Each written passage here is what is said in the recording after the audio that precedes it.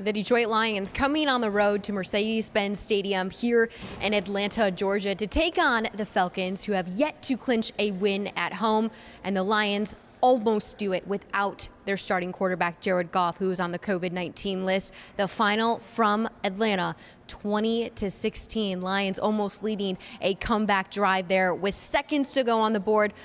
It results in a Falcons interception. Alongside Lomas Brown, I'm Dannie Rogers. We'll get to all of our analysis, questions, nuggets here coming up soon. A lot of the stats are going to surprise most of you. A lot of them in favor of the Detroit Lions. They just could not get it done. But we're going to hear from the head coach, Dan Campbell, now who is standing at the podium.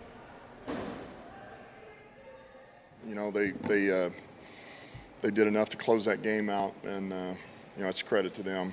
And I was proud of our guys. We were in it to the end. All you can ask is that you put yourself in position to win a game, and we had that ability right at the end of the game. We didn't close it out. What did you make it to play through the course of the day, particularly with some of the stuff? I'm sorry, say it again. Tim's play through the course of the day. Yeah, I thought Tim played well throughout the course of the day. You know, you take away the last play, and then there was a third down, you know, fade throw to Josh Reynolds that, you know, would have liked to seen him hit. And for the most part, everything else, I thought he played pretty fast, efficient, clean, and certainly gave us a chance. He wasn't a hindrance to us at all. And so ultimately, if you look at him, you have to say, man, okay.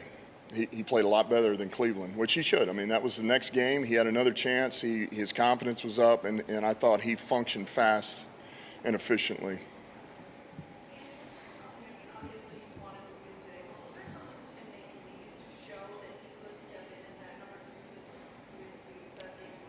I'll be totally honest with you. I think what he needed to show is that he was going to improve from the first time that he was able to play a game, and he clearly did that. That's what he showed.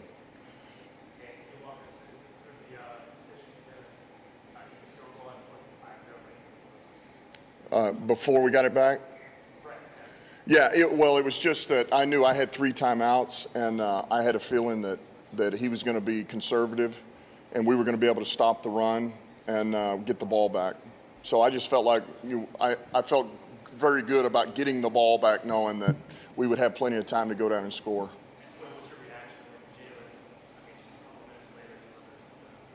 Oh, listen, I was excited because not only now do you get the ball in plus territory, but now the clock stopped everything else. And so it's you feel like you control the game now. We felt like we had total control of the game, and we were going to go down and score.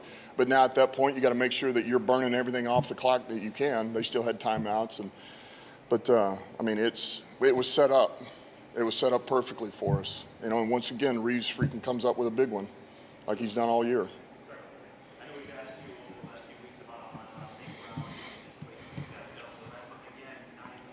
Mm-hmm.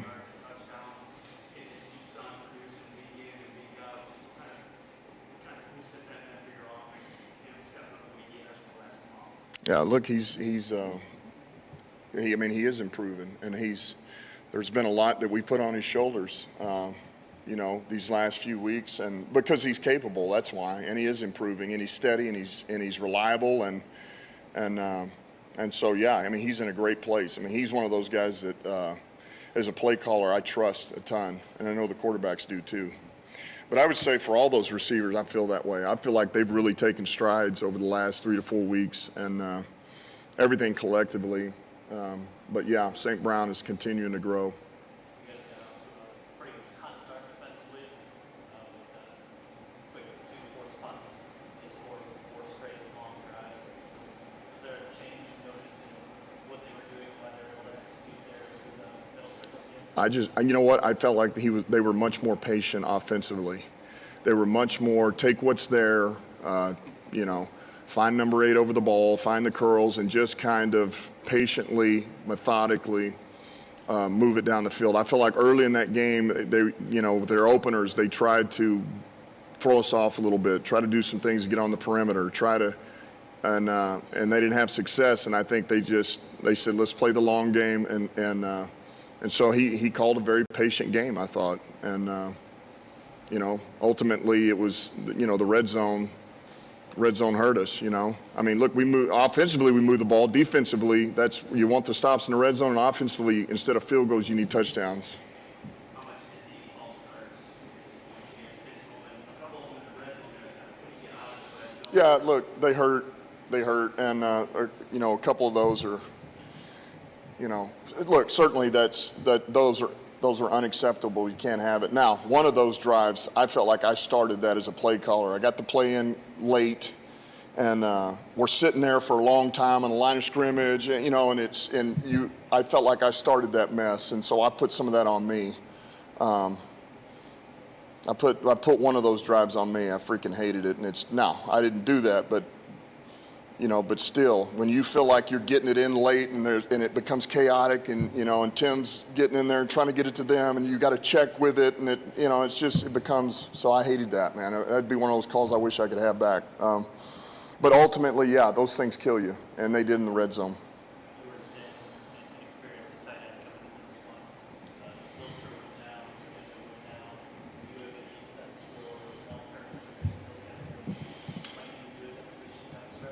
Not at this time. Both of them knee injuries, and I don't know for sure. I mean, I would say right now both of them probably don't look very favorable for next week. You know, but we'll see where they go. And look, if I'm being totally honest with you, losing Campbell hurt today. There's a number of things we had up in just our base game plan, run action, all those things. He's kind of one of those unsung heroes, and he does so many things for us. His versatility sometimes goes unnoticed, and man, it hurt a little bit. And then certainly when you lose your next tight end, now you're out of a lot of stuff. Those guys handled it well. The staff did a good job. Us trying to adjust and you know, do a lot of things out of 11 personnel. Find things we could run the ball and throw it, but.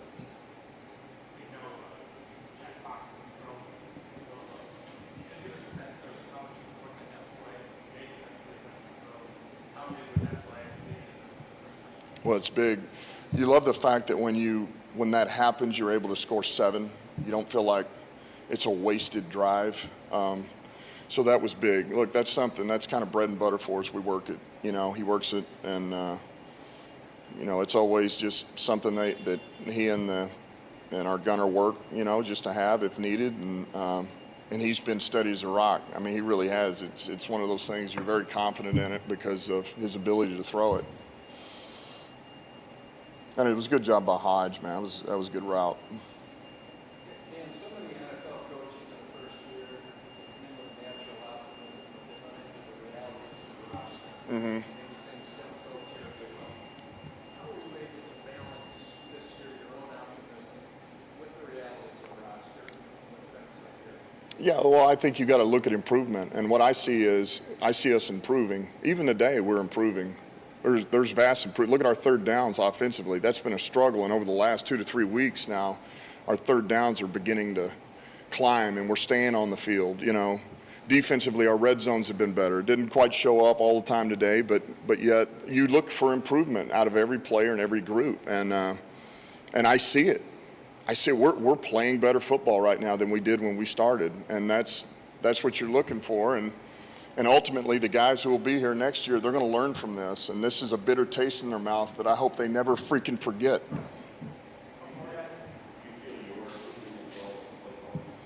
What's that? Definitely. I feel like every week I've gotten a lot more comfortable. And there's a number of challenges that you go through as a head coach and a play caller together that you get over. And then, even that little wrinkle today where you lose a couple of guys and you're out of these personnel groups to have to adjust and adapt and do it on the run, and you memory bank all this and you learn and grow from it. And I feel like I'm getting a lot more comfortable. I'm not even worried about that right now. We'll cover that whenever the time. I just know I'm finishing the season as our OC.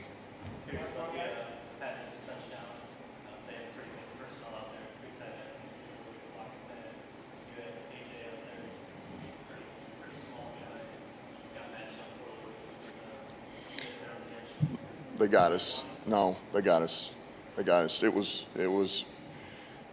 one of those where a little communication, man, who they got in, who we have in at that time. By the time you try to make a personnel change, it's, you know, are you better off in light people? Or are you better off trying to flip people in time for them to, you know, and so we got caught. We got caught. You know, that was one of them they got us on. We're going to scratch and claw and fight. And we're going to be something this city's proud of. We aren't just the Lions, we're the Detroit Lions. And we're driven by the best, by the people of this city. We are driven by Detroit.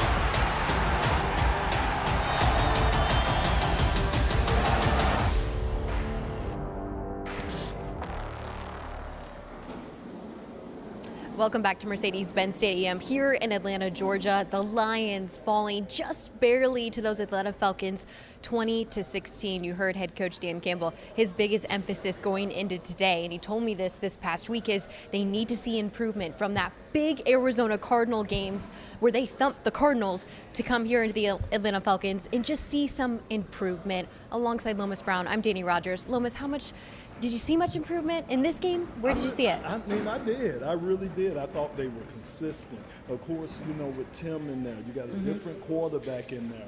You know, you got different guys that are in different positions out there. But I thought they were stacking plays, Danny. I thought they played well.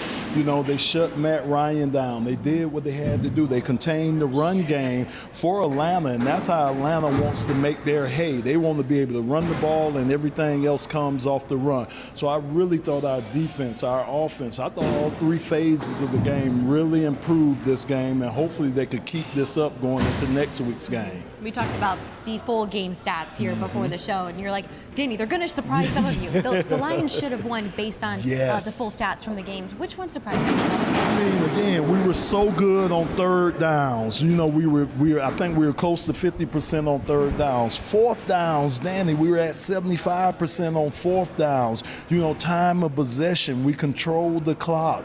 You know, so those are things that you look at and you see those things like that. You know that the Lions came out physically. They came out ready to play ball today. And like I said, they should have won this game. Yeah, you mentioned it. Number one thing here is stopping that Atlanta Falcons rush attack. Yes. Only 47 yards on the ground. And then you have the Lions rushing attack, 130 yards. Exactly. And you're still with running back DeAndre Swift, the number one running back who has now missed 4 straight games. Yeah, I mean, the rest of the guys have been stepping up, man.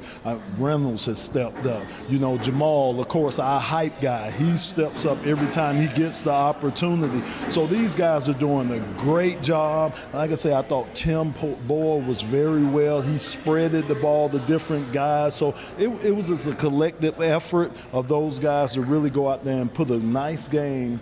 And like I said, should have got that victory today. So close. Yeah. We mentioned the run game. Jamal Williams, he had dealt with COVID-19 as of late. He had dealt with a groin injury, and he goes in there and gets a lot done on the ground. 19 carries for 77 yards, averaged just over 4 yards a carry, and his longest rush of the day, 14 yards. Still a guy that you can go to in crunch time to move the chains. And he ran so violently. Oh, my God. I mean, Danny, he was hitting that hole with mean intentions today. And as an offensive lineman, you love a guy that's behind you that's going to run the ball as hard as he did. Rarely did we see one guy bring him down. You know, he made guys miss. He did everything that you needed to do to have a great game out there today, including blocking when he had the opportunity to block. So I thought Jamal did a great job today. You sure did. And let's get to Tim Boyle. You keep mentioning him. Jared Goff is out with COVID-19 this game. He did not clear protocols. He said he had been feeling a lot better. Symptoms had gone down, but he still did not clear soon enough to come into this game. So in steps backup quarterback Tim Boyle, who we had mentioned backed up Aaron Rodgers for years in Green Bay. Boyle got his first career start in Week 11 against the Cleveland Browns. underwhelming performance. Right, However, right. today, 71 completion percentage, 24 completions on the day, 187 yards. Did he go in there and do just about everything you could ask He him to do did, today? Danny. He made up for, the lackluster. I like how you say that, the lackluster performance last week. He really made up, and you can see it from the first and second throws that he made. He was so confident dropping back there, getting the ball out of his hand. Again, he seemed like he had great command of the huddle out there. You didn't see too many mistakes out of the offense today. I thought Tim Boyle did a great job out there today, and man, I wish he could have got the pressure. Just the only thing you go back and look at is maybe that last throw. He didn't see the linebacker come over, but other than that, I thought he did a great job of really showing what he can do out there on the field. Boyle with his second career start in the NFL and his first career touchdown of his career going to Amon-Ra St. Brown. But let's hear from quarterback Tim Boyle at the podium now.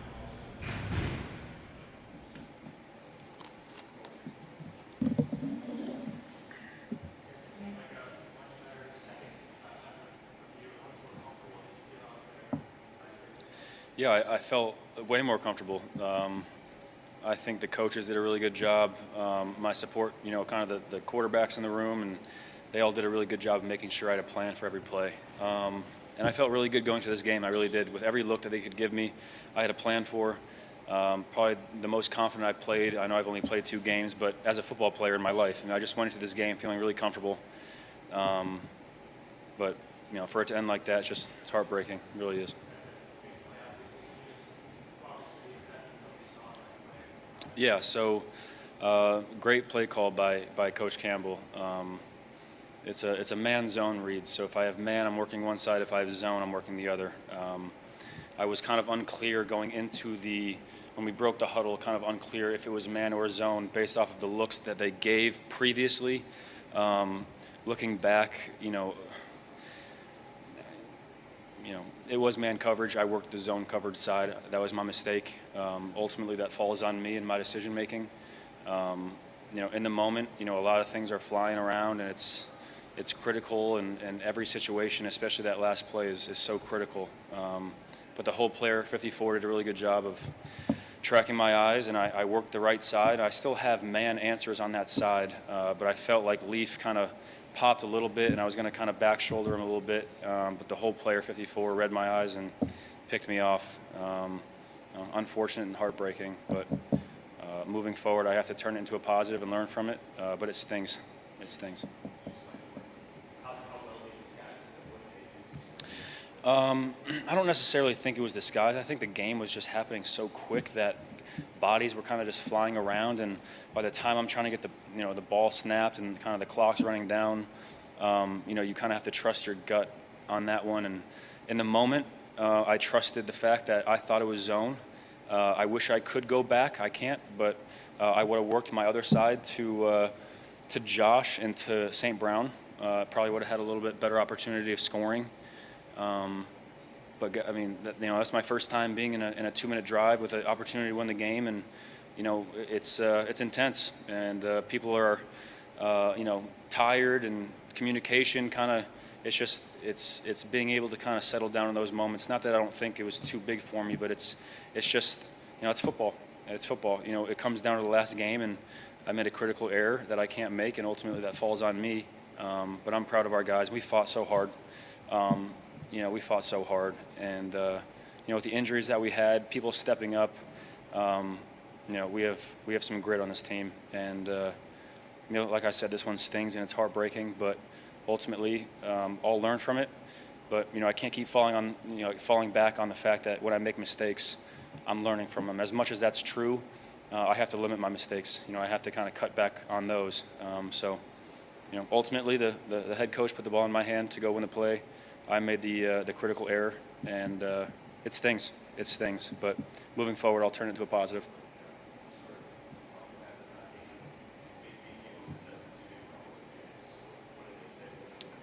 When was this? Keep your head up. You fought hard. There's not a whole lot you can hear or say in those moments that will make anything, the pain, kind of go away. The fact that I have teammates and coaches come up to me and want to console me means the world to me. That's family, that's football. It's powerful, it's emotional. but everyone was telling me to keep my head up, and it's tough because you're the quarterback, and you don't get many opportunities in the NFL to go showcase what you have, and in critical moments in third down, like a 2-minute red zone, you have to be perfect, and you have to understand what's going on and be able to slow down. And ultimately, I made that last throw and made the mistake, and we lost the game. And that is the beautiful thing about football, but also the heartbreaking thing about football, that you can fight for 59.5 minutes and feel really good about it, and ultimately you make that one mistake at the end of the game, and it costs us the game. But I have to learn from it.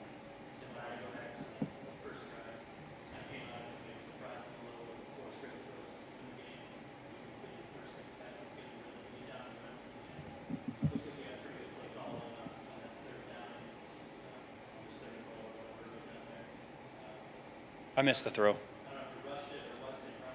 throw.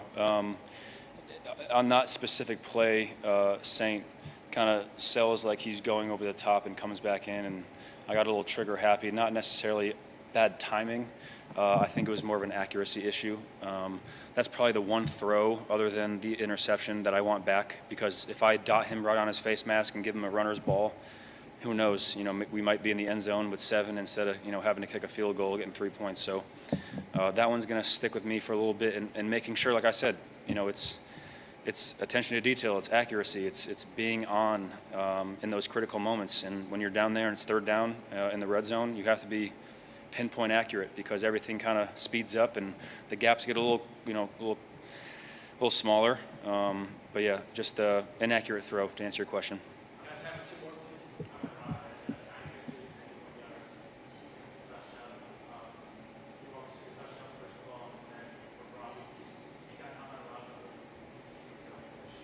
Yeah.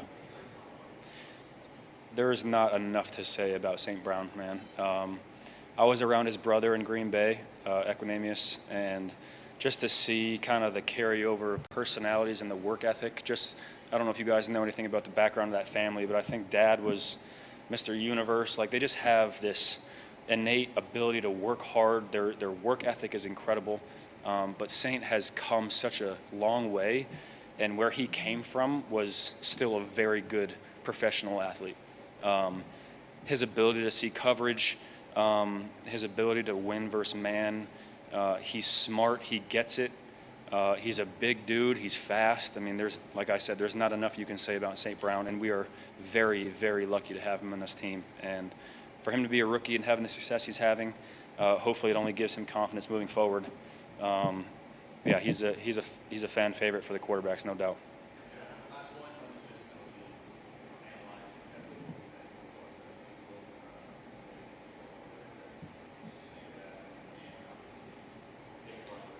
Yeah, I mean, I think we did a good job of converting some critical. I don't think it was maybe 1 or 2 critical fourth downs there, but ultimately, that's out of my control. And if he sends on the field goal unit, I'm trotting off the field and trusting that his vision of the game. He saw us kicking a field goal. He saw us putting our defense back out there and getting a stop. And we got the turnover, and how he envisioned the game going by setting the field goal unit out there. It happened. He burned his timeouts, and we got the ball back and put us in a position to win. And like I said, ultimately it falls on me making that throw at the end of the game. He called a hell of a game. He really did. Looking back, and I haven't really had much time to process, but he did a really good job calling a great game. And that's football. The last play of the game it got us, and a learning experience, no doubt, for me.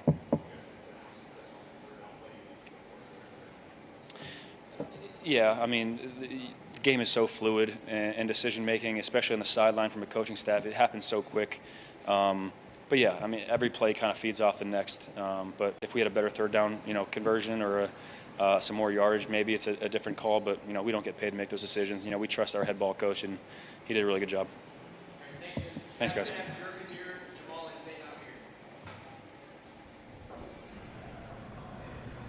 You just heard from quarterback Tim Boyle, who stepped up big today in place of Jared Goff, who is still on the COVID-19 list. You just heard from Tim Boyle feeling a lot comfortable than he did in that Week 11 start against the Cleveland Browns. Had a pretty good day, except for that dagger interception Just there. the one. Just the Just the one. one. And the timing, not great. Yeah. But Tim Boyle putting it so eloquently after every single game. Lions, none of their scoring drives were less than 7 minutes long.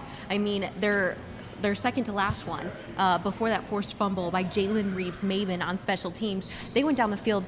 They were mustering out for 10 and a half minutes, trying to knock off as many points as possible and score in that end zone to take the lead and win this game. They could not do that. However, a receiver who played a large role in sustaining drives today, the rookie Johnson, who's the only other Lion to muster up 4 consecutive games with 8 receptions or more. That's pretty good That's company. amazing. It really is. When you talk about some of the receivers that have come through this organization, Herman Moore and Johnny Morton and Brett Perriman. I mean, some great receivers have come through here, and for this rookie to get that record, that's very, very impressive. Very impressive. 2 consecutive games with touchdown scores today. Amon-Ra had 9 receptions for 91 yards, averaging over 10 yards a catch. Looking at his stats right now, longest reception of the day, 24 yards. How can he continue to build off of this rookie season? I mean, Danny, what he's doing is amazing, and he has raised the bar. He's raised the bar on himself, but I just see, like Tim was talking about, his work ethic. You know, the route running precision that he does, what he runs the routes with. You know, just being available for the quarterback, and when you get your opportunity, making the most out of it. I can't emphasize how big that is when you get your opportunity to take advantage of it. And Amon-Ra St. Brown, he's been doing. That's a good last name too. I like that last name. The whole family dynamic, the St. Browns. I hope we can go visit the St. Browns. They've got a great story. I would love to sit down and talk with them. But the play of the game goes to who else than the fan favorite of the quarterback, Tim Boyle. It's Amon-Ra St. Brown and that touchdown play, a big one in this game to help take the lead in the second quarter, pardon me. So we're going back to that second quarter. It's 3rd and 6, under 4 minutes to go on the clock, and you have Tim Boyle with a dagger pass to Amon-Ra St. Brown, 20 yards to the house, gets it in. But that's coming after the fake punt by Jack Fox. 21-yard pass to Daryl Hodge. We did see Jack Fox making those passes in practice, but Amon-Ra St. Brown, that big touchdown, and of course Tim Boyle's first touchdown of his career. It was huge. It really was. And you like, as a coach, you like to be rewarded when you go for a gamble like the fake punt, and it turns out that you could get that, and you score out of that. That makes you feel good. And I mean, the guys executed. Jack Fox executed with the throw he had to make. Like you said, Tim Boyle to Amon-Ra St. Brown, he executed that throw. So as a coach, you feel good about these young guys getting in there and executing the game plan. I don't know if you could ask for anything more from a coach. If you're a coach, ask from those players. I agree. And some other young guys that it feels like it was a day ago that these big plays happened, but on that opening drive, the Atlanta Falcons, 3 Lions players got sacks. Yes. Huge effort from that defensive front. Including rookie Derek Barnes, who got his first sack of his career, of course, the linebacker that these Lions traded up for. So you are seeing a lot of the young talent start to pan out here later in the season. Yeah, and Danny, that's going to bode well for the Lions in the future. You playing all these young guys now. They're getting all this critical experience out there on the field, you know, making mistakes, looking at those mistakes, coming back and fixing those mistakes. Those are things that are priceless that you only get through experience. And man, I'm telling you, this year, 2 games so far that we've only won, but I think the experience that these young guys are gaining, it's going to go well towards the future of this organization. I agree. All right, any final thoughts before we get to around the league scores that we have to check in from today? Well, proud of the guys again. Like we always say, they're going to play hard. They're going to give you 60 minutes of effort. They really are. They didn't fail us again. They gave us 60 minutes of effort. We just came up maybe a half a minute short. Just a half a minute short. I know. And when he got 38 minutes of the time of possession, I mean, yes, 1 more minute could have done the trick. Yeah. All right, let's take a look at scores around the league in case you missed it. We'll start with San Francisco taking on the Titans. Titans gained a 3-point win over the Niners. We saw this last night. Green Bay getting a big win over the Browns, 24-22. That was a big interception game. Oh, Lord. Oh, yeah. Colts getting a big one over the Arizona Cardinals, 22-16. Philly getting the win over the Giants, 34-10. LA clinched a playoff spot. Matthew Stafford and his Rams getting the 30-23 win over the Minnesota Vikings. Bills over New England, 33-21. Tampa Bay over Carolina, 32-6. Ouch. Jets getting a win over the Jags. Whoa. Okay, 26-21. I know a lot of All right. eyes have been on that one in terms of the draft. Texans, another one in terms of the draft, getting a big win over the Chargers. Wow. Really? Wait, are you going to believe this? 41-29? Believe it, Lomas Wow. Brown. Bengals getting a resounding win over the Ravens, 41-21. And then, of course, you've still got a handful of games to play coming up here. So the Lions are going to go back on the road to the Yes. Seattle Seahawks. We're going all the way out to the West Coast. They had a lot of snow on the ground Yes. today. Oh my God! Don't tell me. We're going to that, need the Danny. sun gods to melt that before we get there in a week. But what are your first impressions on these Lions going up against that Seahawks team? You know, in Seahawks, we're going to the 12th man. That's what they call that area up there and that crowd up there. So it's going to be loud. And they're going to try to intimidate us. But I don't think this is a team, a coaching staff, or organization, I'm talking about us, that can be intimidated. So I'm looking for us to go up there and do just what we did today. Go up there and give an effort. And maybe we won't let Russ cook. We don't want Russ to cook. You don't want Russ cooking. We don't want him cooking. You sure don't. I mean, in terms of Russell Wilson, Yes. The Seahawks haven't had the greatest year. Yeah. Where can this Lions defense now, without arguably the best defensive player, Amon-Ra St, who was put on IR with a thumb injury, so you didn't see them out there today, where can they poke holes in that Russell Wilson Well, offense? the great thing for me, Danny, is think about the quarterbacks that we played against. Lamar Jackson, Kyler Murray. So those scrambling quarterbacks that can get out of trouble and keep plays alive, I think the Lions have done very well against them. So I'm looking for them to get out there and do very well against Russ, keep him from cooking, and that big monster, DK Metcalf, somebody's going to have to check him. So I don't know who we're going to put on him, but we're going to put somebody on him to check him. So we should be all right. I really think that if they go in with the effort they've been going in and can play flawless football, I think we can maybe shock somebody. I mean, 2 games left. That's right. Why not the Why Lions? not? Why not? But your final takeaways, as you saw 3 sacks on the opening drive, you saw Tim Boyle step in there as backup quarterback,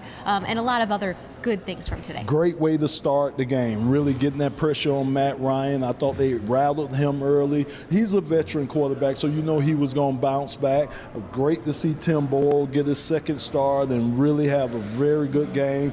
Great to see our hype guy, Jamal Williams, get out there and do what he does. So, and Amon-Ra St. Brown, the young fella, the rookie, Yep.